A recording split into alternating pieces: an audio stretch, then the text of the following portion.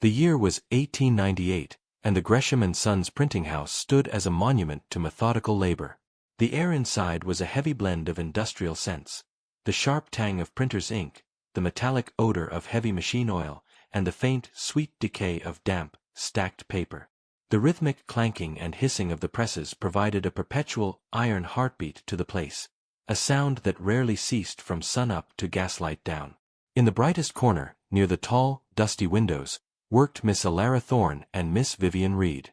They were the house's most skilled compositors, their hands moving with the precision of clockwork as they selected and set the thousands of tiny lead characters, turning manuscript into metal. Elara, with her prim, dark dress and focused gaze, was meticulous to a fault. Vivian, slightly more pragmatic, possessed a speed that belied her quiet demeanor. A rare sense of excitement and apprehension permeated the shop. Gresham & Sons had secured the contract for a vast catalogue for the Royal Antiquarian Society. It was a lucrative and prestigious job, but the source material was unlike anything they had ever handled. Pages upon pages of copied texts detailed forgotten rituals, archaic history, and even illustrations of symbols that seemed to writhe on the page. "Look at this, Elara," Vivian whispered, holding up a sheet of parchment describing a 17th-century funeral rite. "It's less a catalogue and more a ledger of the damned. I swear some of these words feel cold to the touch." Elara didn't look up, her brow furrowed in concentration. "Nonsense, Vivian. They are just words. Our job is to set them accurately, no matter how obscure the dialect. The money will ensure this shop runs through the winter."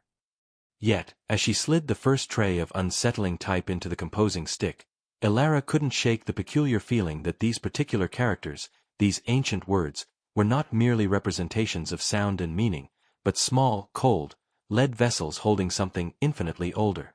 The work was challenging, and they began immediately, unaware that they were about to transcribe secrets that should have remained buried.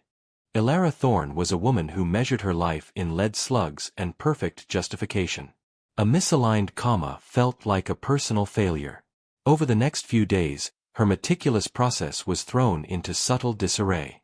While composing a section detailing the ritual preparation of an ancient manuscript, a tedious list of obscure ingredients and precise measurements, she found the first anomaly. She had just finished setting a complicated paragraph and double-checked the galley. Everything was flawless. She then stepped away for a brief moment to retrieve more paper from the rack behind her. Upon returning, her eyes immediately fixed on a line she had sworn was correct. The word incense had become incense. It was a tiny error, easily missed, but Elara knew she hadn't made it. She had set that block with perfect, almost obsessive care. She pulled the type and corrected it, her fingers prickling with a sudden, irrational heat. She chastised herself, blaming the poor light or perhaps a momentary lapse in concentration due to the unusually draining nature of the texts. However, the instances began to subtly multiply. A numeral in a date would be inexplicably transposed. A perfectly aligned piece of type would be found facing the wrong way. These were not the common, random mistakes of a novice. They were precise, deliberate alterations within the body of a dense, obscure text. Later that week, setting a section on funerary customs, she found a single, solitary character, a simple lowercase t, that had been replaced by a character from an entirely different font set, a thick, brutal t that didn't belong in their house's type selection. Elara showed it to Vivian, holding the small slug of metal between her thumb and forefinger. "A mistake, surely." "The bins get mixed," Vivian suggested, though her tone lacked its usual conviction. She knew Elara's standards. "Our bins are never mixed, Vivian," Elara insisted, her voice low. "And this letter, it wasn't a mistake of addition. It replaced what was already there. Someone is deliberately altering my set type." The tension thickened between them.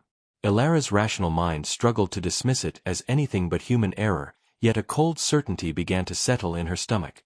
These minute changes were too clever, too specific, to be attributed to fatigue. They felt like a silent, mocking correction made by an unseen hand. The true meaning of the text was being subtly warped, and for the first time, Elara began to look over her shoulder. The bulk of the Antiquarian Society's catalog was an endurance test.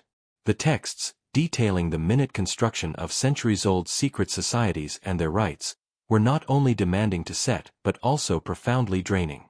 Ilara found her head aching constantly, and Vivian confessed to sleepless nights plagued by obscure symbols floating behind her eyelids. The words felt heavier than ordinary type.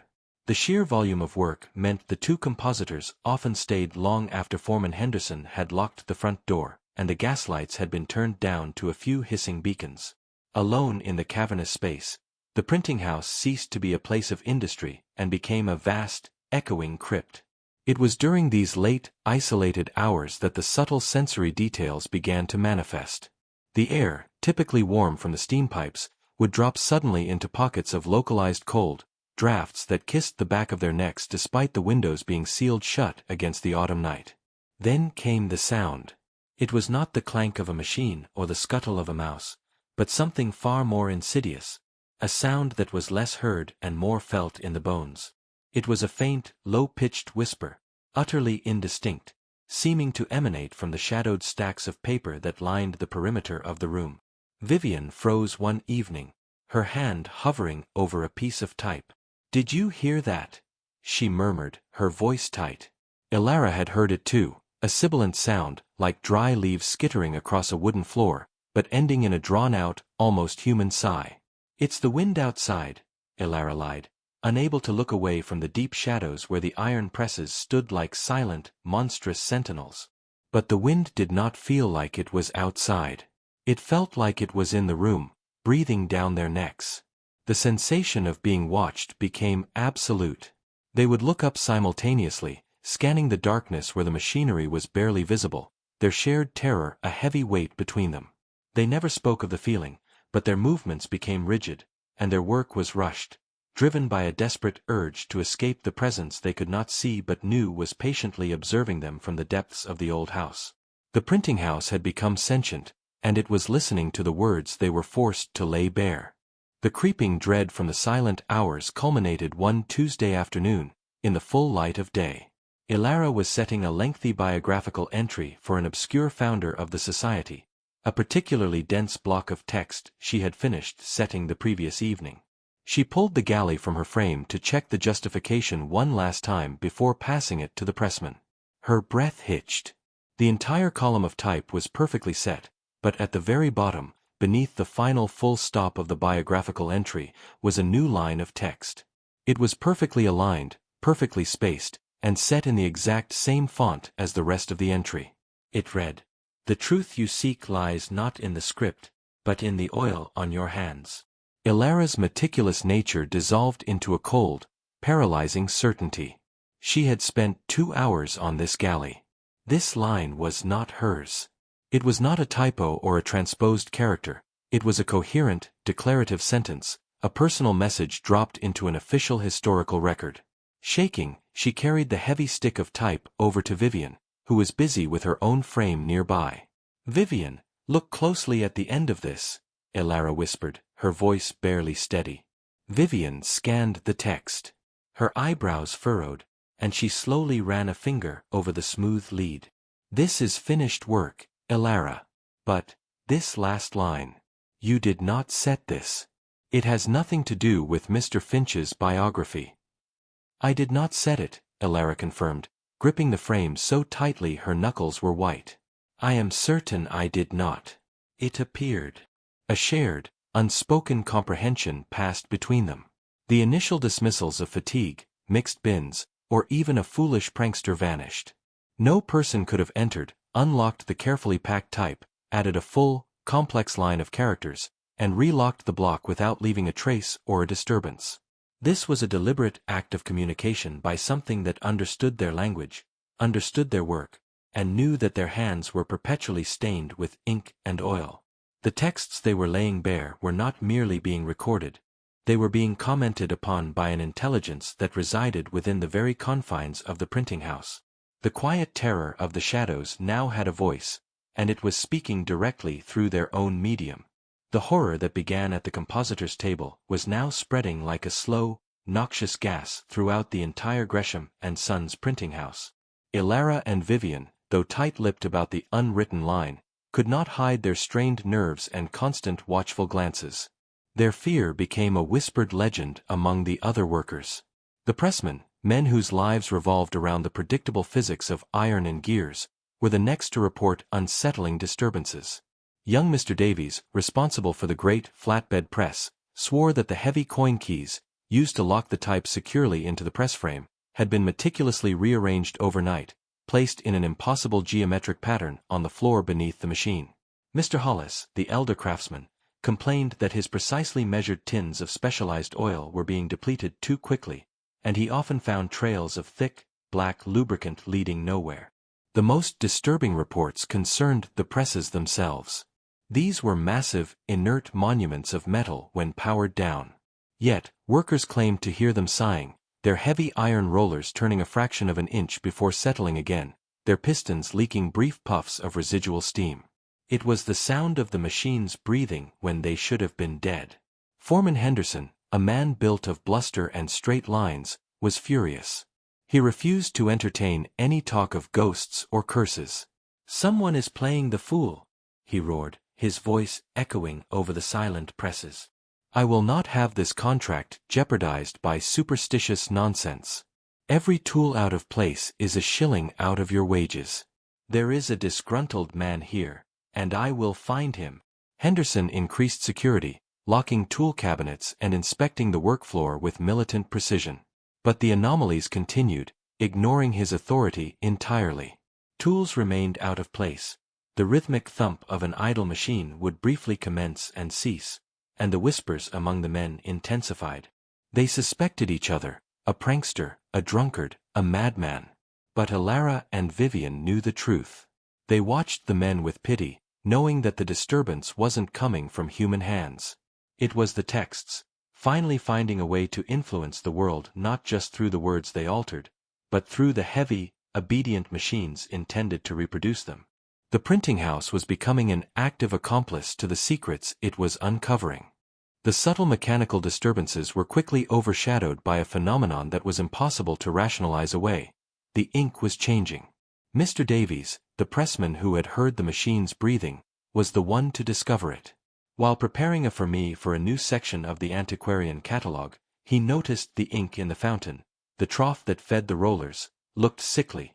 It was not the rich, dense black they always used. Instead, it had taken on a deep, unsettling hue, a venous, oxidized brown with a distinctly reddish tinge, reminiscent of dried, old blood. When the pages were finally pulled from the press, the text, which should have been crisp and black, emerged with a sallow, malignant cast. The script detailing ancient, forgotten sacrifices now looked as if it had been written in the very substance it described. Davies, terrified, immediately alerted Foreman Henderson. Henderson, initially convinced it was the result of grime or oil residue, was forced to confront the sight. The discoloration was uniform and pervasive, staining every sheet. "It's a bad batch," Henderson roared, refusing to admit to anything supernatural. "The suppliers have sent us cheap, polluted pigment. Davies, empty that fountain immediately. Scrape those rollers clean and draw from the newest barrel. If this ruins the contract, you'll all be out on the street." They spent an hour laboriously cleaning the heavy presses and replacing the contaminated ink with a fresh, expensive batch of pure London black. The work recommenced, but the relief was short-lived. Within half an hour, as the rollers distributed the new black ink, the reddish tint began to seep back. It didn't emerge from the inkwell, it seemed to infect the new supply as it rolled across the metal surface of the type. The transformation was slow but undeniable, a horrifying blush that crept over the ink's pure blackness. Alara and Vivian watched from their station, a cold knot forming in their chests. The words had spoken through the type, and the presses had moved on their own. Now, the medium itself, the very lifeblood of the printing house, was corrupted. The ancient, dark content of the texts was literally staining the print, making it visually manifest that the secrets they were transcribing were dripping with something terrible. The reddish stain on the print was sickening, but the next manifestation was actively terrifying. It was not a change in the text or the color, but an unwritten image emerging on the paper itself. Vivian was stacking freshly printed pages detailing a particularly arcane section on funerary geometry. As she separated the damp sheets, she saw it, a faint, swirling pattern overlaying the text. It was not caused by a flaw in the roller or a blotch of ink. The shapes were too deliberate, yet too chaotic to be human. They looked like microscopic tendrils, or the dense, chaotic network of veins just beneath pale skin. "Ilara, look." Vivian held the sheet up to the gaslight. The pattern was ephemeral, seeming to blur and dissipate under the scrutiny of the bright flame. They held the sheet flat, examining it from every angle. It wasn't an intentional design, it was an intrusion. It had the faint texture of a shadow pressed onto the page. They rushed to the press, stopping the heavy machinery. They examined the formie, the locked metal frame holding the type, but it was clean. They checked the impression cylinder, which was smooth and pristine. There was nothing on the machinery that could account for the swirling, organic mark. Yet, when the press was run again, the patterns returned. They appeared strongest near the passages detailing the most potent rituals, sections which Ilara had noted had been subject to the sentient alterations in type. The marks seemed to breathe on the page, visible for a moment before integrating into the fiber of the paper. They tried everything to capture the phenomenon. They attempted to make a rubbing, pressed the sheets between glass, and even tried to quickly sketch the shapes.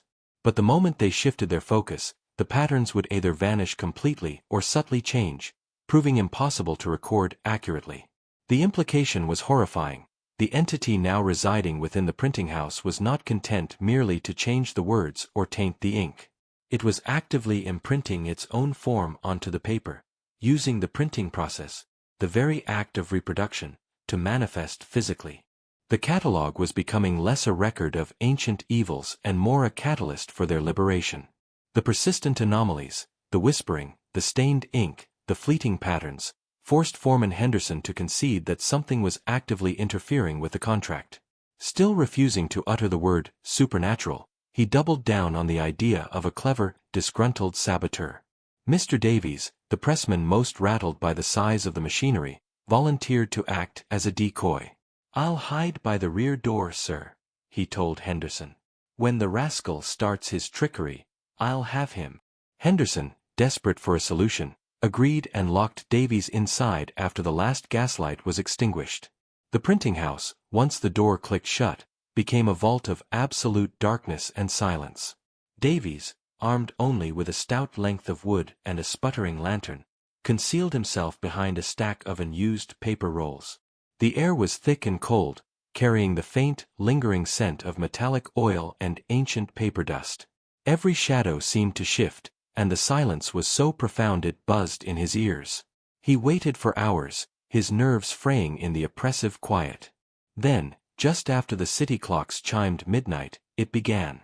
It wasn't a slow, gentle start, but a sudden violent groan that resonated deep within the floorboards. The largest, oldest flatbed press, a massive construct of iron weighing over a ton, came alive. The pistons began to pump, the flywheels spun, and the heavy bed holding the type surged back and forth. It moved with a mechanical, relentless rhythm, yet sounded ragged and desperate, like a creature choking on its own breath. Davies raised his lantern, his hand shaking uncontrollably. He could see the gleam of the oil-slicked pistons working, the heavy steel rollers turning, but there was no one there. The controls were untouched. The machine was operating itself, driven by an invisible, immense force. The noise intensified, a deafening chorus of clanking, grinding, and metallic screeching that drowned out every other sound. It was the sound of industry gone mad, of a powerful tool being wielded by an inhuman will. Davies realized, with bone-chilling clarity, that his life was forfeit if the thing within the press decided to turn its attention on him. He didn't wait to see what the machine was printing in the darkness. Dropping his lantern, he ran blindly for the rear door, fumbling frantically with the deadbolt. He burst into the cold night air, leaving the thunderous, self-operating press to its solitary, terrifying labor. Davies never returned to the Gresham Sons Printing House. His terrifying account sealed the fear among the remaining staff. The chaos was not human, it was mechanical, profound, and deeply malevolent. The day after Mr. Davies fled, the atmosphere in the printing house was one of barely contained panic. The presses stood silent, massive iron corpses looming in the gloom, and Foreman Henderson was frantic, pacing the floor and arguing with the absent Antiquarian Society by telephone. It was during this state of absolute disorder that Mr. Alastair Finch, the Society's principal representative, chose to pay an unannounced visit. He arrived not with concern, but with a detached, academic curiosity that was immediately chilling. Finch was tall, immaculately dressed in dark wool, and possessed an unervingly calm face that showed no trace of surprise at the strained nerves or the obvious disarray of the shop. Henderson, desperate to salvage the contract, tried to downplay the chaos, blaming the delays on staff indisposition and minor mechanical failures. Finch listened, nodding slowly. His eyes, however, were not on the foreman. They were fixed on the galleys of type set by Alara and Vivian. He walked directly to their table, ignoring the grime and oil, and picked up a sheet detailing one of the obscure rituals. "And the progress?"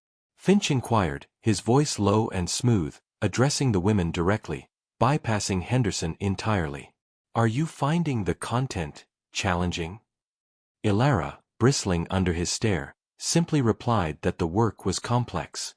Finch smiled, a movement that did not reach his cold eyes. "Complexity is merely a puzzle. But power," he paused, looking directly at the spot where the reddish stain was still visible on the rollers. "Power is something altogether different. Have you noted any unusual additions to the script, Miss Thorne? Any deviations from the originals?" His question was too specific, too informed. It confirmed Alara and Vivian's gravest suspicion. He knew, or perhaps even expected, the anomalies. Finch then delivered a cryptic, chilling statement, his voice barely audible above the residual hum of the machinery. "To transcribe ancient secrets, ladies, is merely to copy. But to set the type and press it to paper, to give that text weight, structure, and mechanical repeatability, that is an act of creation. You are not simply printing the catalogue, you are awakening it." With that unnerving pronouncement, he turned, gave Henderson a curt instruction to ensure the work continued at any cost, and departed, leaving the women with the terrible understanding that they were not accidental victims of a curse, but the deliberate, essential tools for its activation. Mr. Finch's words had shattered the last vestiges of denial. The threat was not a haunting, it was a calculated activation. Alara and Vivian were no longer typesetters, they were unwitting midwives to an ancient malice. Ignoring Henderson's increasingly desperate demands for finished galleys, the women dedicated their time to a meticulous, secret examination of the original antiquarian manuscripts. They claimed to be cross-checking for structural integrity, but they were searching for the source of the rot. They quickly focused on the pages that corresponded to the greatest anomalies, the sections where the ink had stained crimson or the patterns had appeared. What they found was horrifyingly subtle. The original ink on the ancient parchment was not entirely uniform. There were minute patches where an earlier hand had written a word, and a later, almost invisible trace of ink seemed to have been applied, ever so slightly altering the original meaning. For example, in a long paragraph describing a ritual of sealing, the crucial word, contain, had been overwritten to suggest release. In another spot, a passage meant to be a simple historical footnote had been corrupted with a hidden phrase that resembled an invocation. "It's not just our type that's being changed," Vivian whispered, pushing her spectacles up her nose. "It's been happening for years, maybe centuries. The text itself is unstable, Alara. It's fighting the containment of the parchment." The deeper they looked, the clearer the picture became. They weren't fighting a ghost in the machinery, but an intelligence residing in the words, an entity struggling to break free from its manuscript prison, and the industrial power of the Gresham presses offered the perfect, overwhelming force for its escape. In a desperate search through the printing house's meager, dusty reference library, Alara located a crumbling old volume on regional occult history. Buried deep within an index was a single, ominous reference to the original scribe of the Society's texts, a 17th-century scholar known only as the Forgotten Alchemist, who was said to have perfected a method of imbuing written word with a destructive consciousness. His work was thought to have been destroyed. They realized with a cold certainty that the Antiquarian Society had not simply preserved the text. They had unearthed a living, malicious code. And now, thanks to Alara and Vivian's skilled hands, that code was demanding mass reproduction. The rational investigation into the antiquarian texts provided no relief, it only deepened the terror. Now, Alara and Vivian understood their enemy was a consciousness sealed in ink, and that their printing house was the key to its resurrection. The entity, sensing their knowledge and their hesitation, responded with a stunning display of power. Alara was attempting to set a section of the catalogue that described the alchemist's method for transference of consciousness, a line she found nauseating to handle. As she worked, she paused, sensing a change in the resistance of the lead she was pressing. She looked down at the composing stick in her hand. The lead characters she had just set, perfectly aligned and justified, began to move. It wasn't a seismic shift, it was a horrifyingly slow, deliberate slide. With tiny, rhythmic clicks and scraping sounds, the letters slid apart, creating gaps, then shifted again, slotting into new positions. The sound was like 1,000 insects meticulously rearranging sand. Alara could only stare, frozen in a paralysis born of utter disbelief, her fingers inches away from the moving pieces. Vivian gasped, dropping the small composing rule she held. Together, they watched, their faces pale under the gaslight, as the type deformed the academic description and rearranged itself into a terrifying, personalized message. When the frantic, silent work was done, the message rested, perfectly set, in the stick. It read, "Your hands have served me well. Complete the for me, or be consumed by the knowledge you carry." The precision was appalling. This was not chaos, it was a direct, sentient command issued through the very tools of their trade. The lead type, the symbol of order and fixed meaning, had become the mouthpiece of the alchemist. Alara felt the blood drain from her face. "It knows we know," she whispered, her voice a reedy tremor. "It is no longer content to wait. It is forcing us to work." The true horror lay in the absolute sense of betrayal. The type, which had always been obedient, solid, and fixed, was now alive and malevolent. They were holding the very instrument of their own destruction, and the consciousness trapped within the words was demanding that they finish the job and press the final, catastrophic secrets to the page. They were trapped in their craft, forced to use their skills to complete the ultimate, terrible for me. The sentient threat delivered by the self-arranged type solidified Alara and Vivian's terror, but it also spurred them into a grim, desperate action. They were forced to comply, knowing the completion of the catalogue meant the entity's liberation. The pressure from Foreman Henderson was now unbearable. Driven mad by the deadlines and silent threats from Mr. Finch, he paced the floor, ignoring the red-stained ink and the oppressive atmosphere. He only saw the dwindling time and the stack of unprinted pages. "Push through," he demanded, refusing to believe anything beyond simple sabotage could be at work. The working conditions, however, were impossible. As Alara worked, the set lines of type would occasionally vibrate and buzz, demanding correction before they were even inked. Vivian had to constantly reset entire blocks, finding that the letters relating to sealing or binding were the most actively resisted, often flipping or rearranging themselves the moment she turned her back. The last of the sensible workers, 2 junior pressmen, were the next to flee. One swore he saw a heavy lead ingot levitate an inch off a bench before clattering down. The other simply looked at the massive, silent presses and handed in his notice, his face gray with shock. The staff was now reduced to Henderson, a handful of terrified laborers, and the 2 compositors. Alara and Vivian fought back with futile countermeasures. They wedged extra pieces of metal into the galleys, hoping to lock the type so tightly it could not move. They checked and double-checked the locking mechanisms on the printing for me. Every attempt failed. The power animating the words was subtle enough to bypass purely mechanical restraints. The added wedges would simply appear to have been pushed aside by an invisible force, allowing the letters to shift and correct themselves into the alchemist's desired arrangement. They worked in a state of constant, exhausted paranoia. Every click or scrape from the dark corners of the room felt like a direct warning. The only certainty was the speeding of the clock. The deadline for the final delivery of the catalogue, the final act of creation, was only days away. The entity, through its invisible pressure, was accelerating their movements, driving them toward the horrifying moment when the last, most dangerous secrets would be pressed to paper. The moment of the final print run was not one of industry, but of terrible ceremony.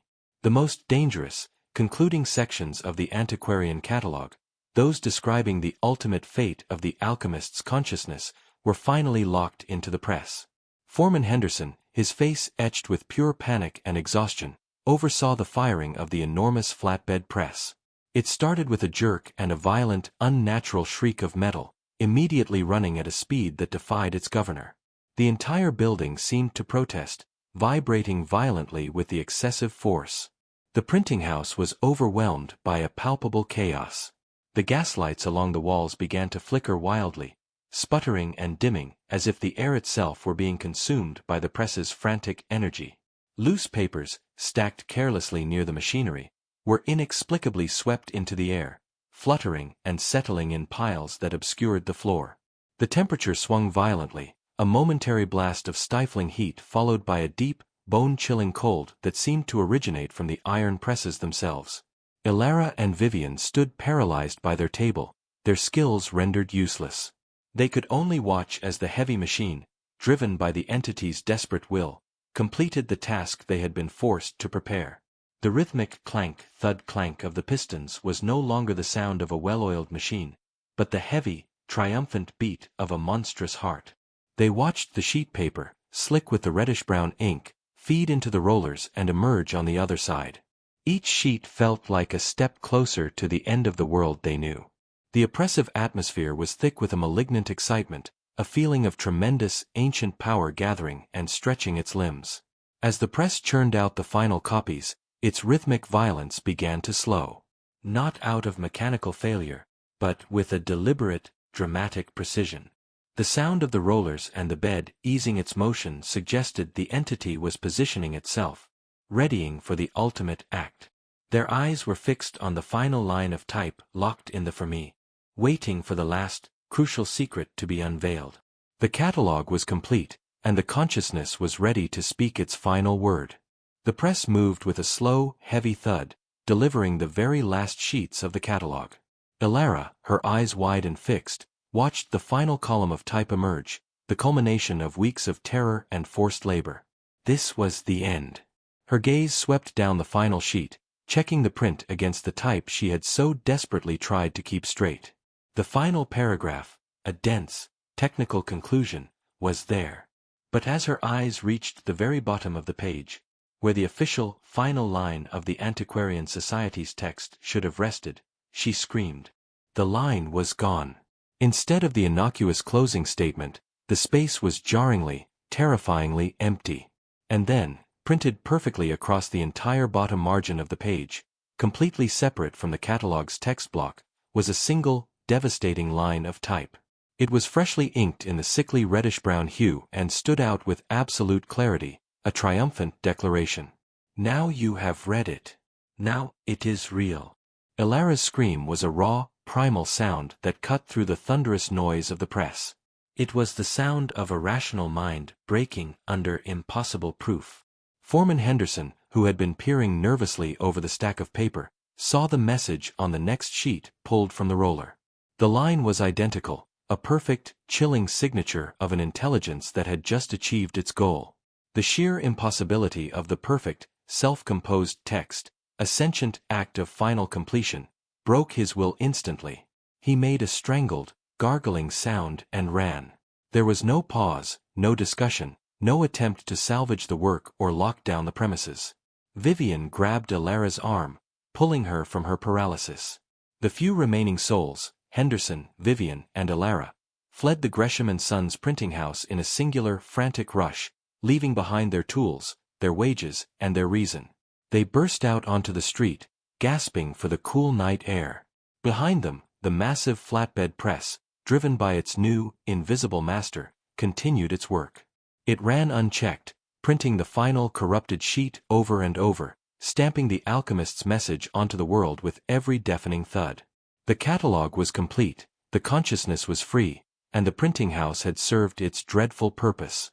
The flight from the Gresham Sons Printing House was the final, desperate act of submission. When dawn broke, the massive, red brick building stood silent, abandoned mid-task. The iron press eventually ran out of paper and its internal steam failed, leaving the final, terrifying sheet, stamped with the alchemist's message, to dry on the platen.